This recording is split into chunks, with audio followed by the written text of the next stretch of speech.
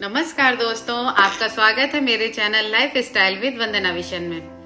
आज हम बात करेंगे हीमोग्लोबिन के बारे में। हीमोग्लोबिन की समस्या हमारे भारत देश में आम समस्या बन गई है।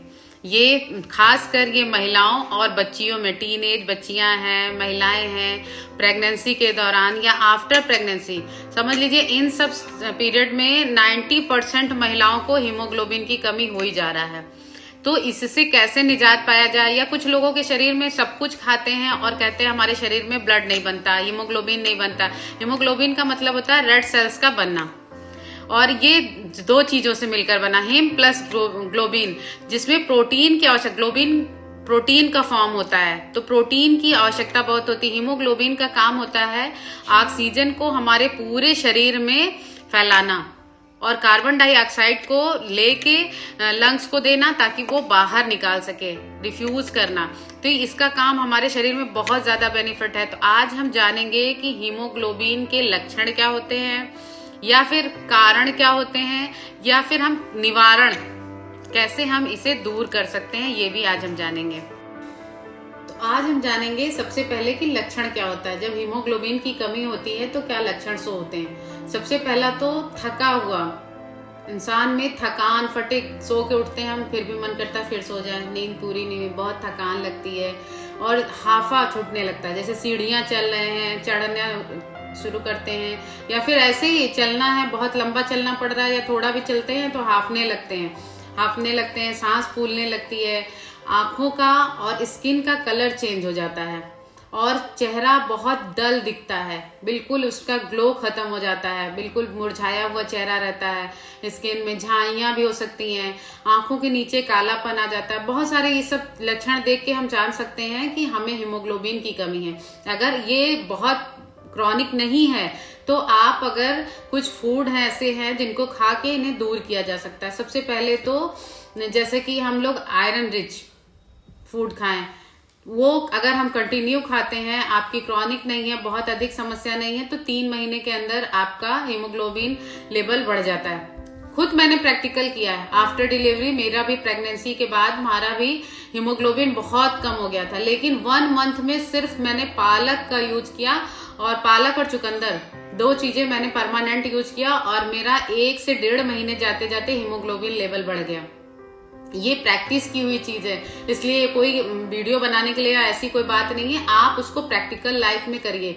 लेकिन कुछ चीजें ध्यान रखनी थी, जैसे जब हम आयरन रिच फूड खाते हैं ना, तो उसके ऑब्जर्वेशन के लिए विटामिन सी का यूज करना बहुत जरूरी होता है, क्योंकि विटामिन सी जो होता है वो उसके ऑब्जर्वेशन को बढ़ाता है। हम लोग कहते हैं कि हम लोग खा रहे हैं, इतना कुछ खाते हैं, हरी सब्जियां खाते हैं, फल खाते हैं, फिर भी शरीर में नहीं लगता। उसका कारण ये होता है, कुछ ऐसी चीजें होती हैं जिसमें फाइटेट पाया जाता है जो कि इसके ऑब्जर्व करने की में बाधित होता है, जैसे कि चाय और कॉफी।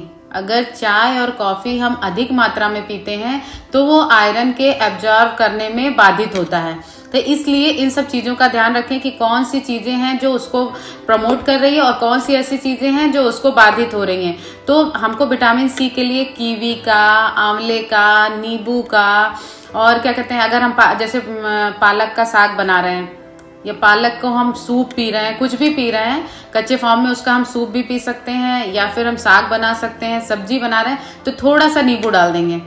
जब उसमें विटामिन सी पड़ जाता है तो वो हमारे शरीर को ज्यादा लगने लगता है, लेकिन जब हमारे शरीर में उसका एब्जॉर्ब नहीं होता है तो फिर समस्या हो जाती है। फिर हम चाहे जितना खाते हैं, कोई चीज, फल है, सबका हर चीज का कॉम्बिनेशन है कि कौन चीज किस शरीर में सहायक हो रही है, कौन चीज बाधक हो रही है। तो इन सब चीजों का ध्यान रखें, और विटामिन सी से रिच फूड खाएं, और पालक, चौलाई, हर ग्रीन वेजिटेबल सारी सब में होता है। चुकंदर में भरपूर मात्रा में आयरन पाया जाता है, आयरन का रिच सोर्स होता है। अगर आप अपने शरीर में हीमोग्लोबिन का लेवल बढ़ाना चाहते हैं तो चुकंदर और गाजर, और उसके साथ आप आंवला डाल दीजिए या नींबू डाल दीजिए, काला नमक डाल के डेली 1 महीने तक आप जूस पी लीजिए, कभी भी आपको हीमोग्लोबिन की कमी नहीं होगी, कभी भी आपको एनीमिया की शिकायत नहीं होगी, क्योंकि उसका ऑब्जर्वेशन हमारे शरीर में अच्छे से होने लगेगा।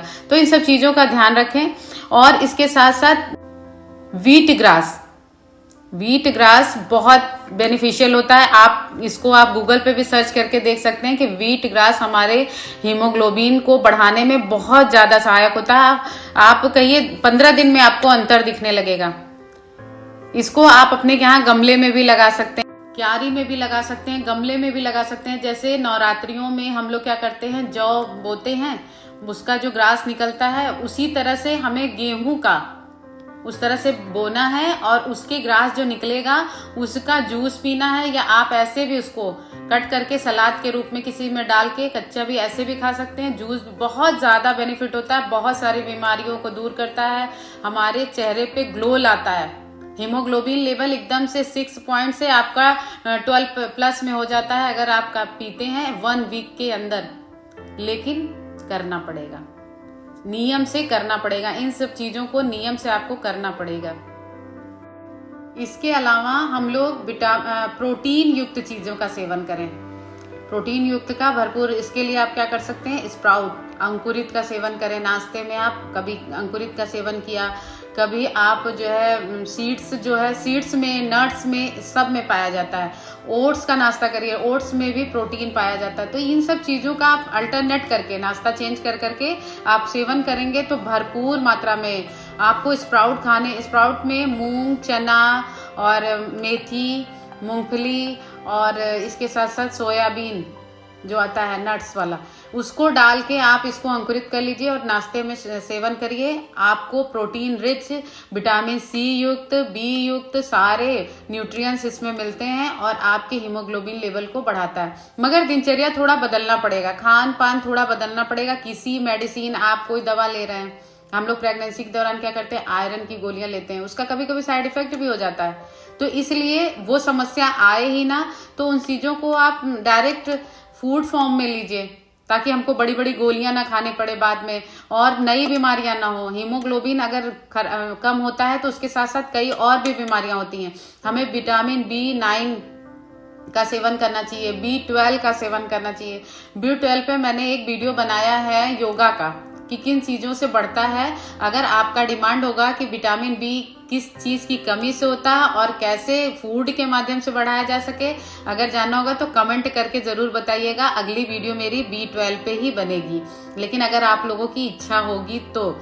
और इसके साथ साथ विटामिन D, सनलाइट, जो सुबह की मॉर्निंग की सनलाइट होती है, जरूर लें। ये भी हमारे शरीर में हीमोग्लोबिन की मात्रा को बढ़ाने के लिए, हमारी हड्डियों को मजबूत करने के लिए, या हीमोग्लोबिन को शरीर में एब्जॉर्बेशन के लिए बहुत फायदेमंद होता है। तो इन सब फूड के अलावा, इसके अलावा भी आपको एक्सरसाइज करना चाहिए, क्योंकि जब हम लोग एक्सरसाइज करते हैं ना तो हमारे शरीर में ऑक्सीजन की मांग बढ़ जाती है, और जब ऑक्सीजन की मांग बढ़ती है तो हमारा शरीर उसको बनाने के लिए और एक्टिव होता है। और ऑक्सीजन की कमी कब होती है, हीमोग्लोबिन की कमी के कारण होती है। और जब मांग हमारे शरीर में बढ़ जाएगी ऑक्सीजन की तो हमारा शरीर उसको बनाने भी लगेगा, तो हीमोग्लोबिन की मात्रा भी बढ़ जाएगी। एक्सरसाइज का बहुत इफेक्ट होता है, अच्छे से टहलना, एक्सरसाइज करना, उसके लिए योगा भी कर सकते हैं, आप वॉक कर सकते हैं, वेट लिफ्टिंग कर सकते हैं, अपने शरीर को मजबूत बनाने के लिए वेट लिफ्टिंग कर सकते हैं। थोड़ा बहुत भारी सामान उठाना चाहिए। इससे क्या होता है, हमारी मसल्स भी स्ट्रांग होते हैं, हड्डियां भी स्ट्रांग होती हैं, शरीर भी स्ट्रांग होता है और हमारे शरीर के जो थकान या सुस्तीपन होता है वो खत्म होता है। तो अपने हीमोग्लोबिन के लक्षणों को पहचानिए कि आपको थकान महसूस हो रही है, या आंखों में पीलापन है, या स्किन आपके डल हो रही है, तो आप समझ लीजिए हीमोग्लोबिन की कमी है।